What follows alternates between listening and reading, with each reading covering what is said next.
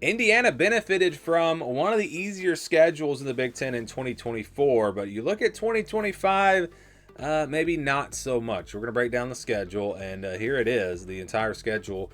But first, let's look at just the non-conference. They play Old Dominion, Kennesaw State, and Indiana State. That is their non-conference schedule. They do not play a Power 4 opponent. They've got two, well, no, I guess not anymore, but Kennesaw State was not, they haven't been an FBS team for very long.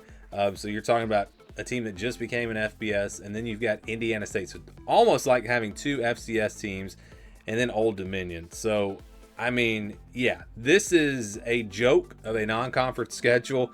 It might be the easiest non-conference schedule in all of college football. You know, I haven't compared them all, but it's definitely up there.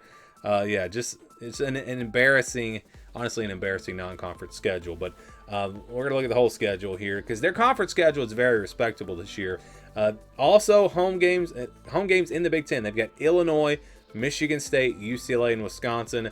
That's not too tough, but it's the road schedule where things do get a little bit tougher. You've got Iowa on the road. That's a tough place to play. You've got Oregon on the road. Could be, you know, one of the top two teams in the Big Ten. You've got Maryland on the road, Penn State on the road. Could be one of the top teams in the Big Ten once again, and then Purdue. So it's a really interesting schedule. When you look at their challenges at home, I mean, Illinois, probably their toughest game. But then on the road, you do have a couple of really tough ones. Oregon and Penn State both on the road. I mean, it doesn't get much tougher than that. But overall, like if you look at the totality of this schedule, it's not very tough. Let's look at who they lost, who they added. So they removed Michigan, Nebraska, Northwestern, Ohio State, and Washington. They added Iowa, Illinois, Oregon, Penn State, and Wisconsin. So yeah, you do add Oregon and Penn State, two of the top teams in the Big Ten. Illinois could be up there near the top as well. Iowa, a respectable team, could be potentially, you know, a top 25 type team. And they did get rid of Ohio State. So Ohio State, Penn State, or Oregon, whatever you want to trade those off. Nebraska, Illinois. You know, it's tougher, but it's not way tougher. It is a tougher conference schedule, but not way tougher. And again, it's the big thing is just the two really tough road games, Oregon and Penn State. So they got Old Dominion on August 30th. That'll be the opener. Then Kennesaw State on September 6th and Indiana State on the 13th. So three non-conference games to kick off the season. Three very easy games, if we're just being honest here. Illinois is up next on September 20th. That's going to be a test. Illinois should be pretty good. We're talking about one of the top, I don't know, 6 teams in the Big Ten. 5 teams, maybe even. That's going to be a potentially a pretty tough game there, but the good news for Indiana is they do get that game at home. They get Iowa after that on the road, September 27th. That'll be a very tough road game right after playing Illinois. Then they get their first bye week before going on the road to face Oregon. Obviously, that's going to be a tough one, but good news is they get a little time to prepare, a little extra time to prepare for that one. And then it's back home for Michigan State and UCLA. Those should be interesting games there. Back on the road after that for Maryland and then Penn State. So 2 road games in a row there. Iowa, Oregon are back-to-back road games, but you got a bye week in between.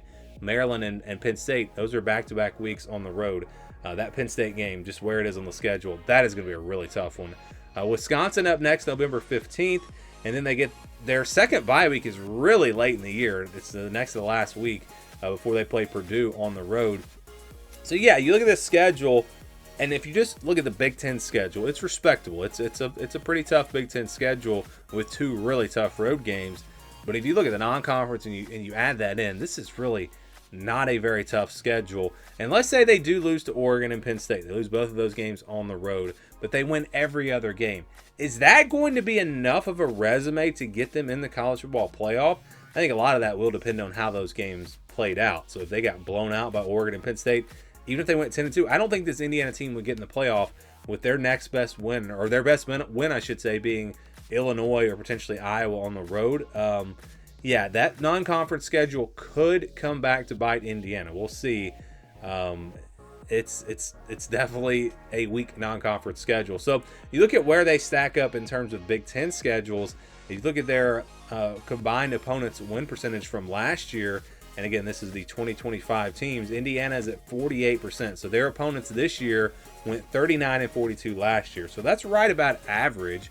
Again, it seems like a tougher schedule because you have those two really tough games with Penn State and Oregon. But when you average it all out, this schedule is really about average in the Big Ten, and it's a very weak non-conference schedule. So for Indiana, this team, they may have to get to 11-1 again if they want to make it to the college football playoff.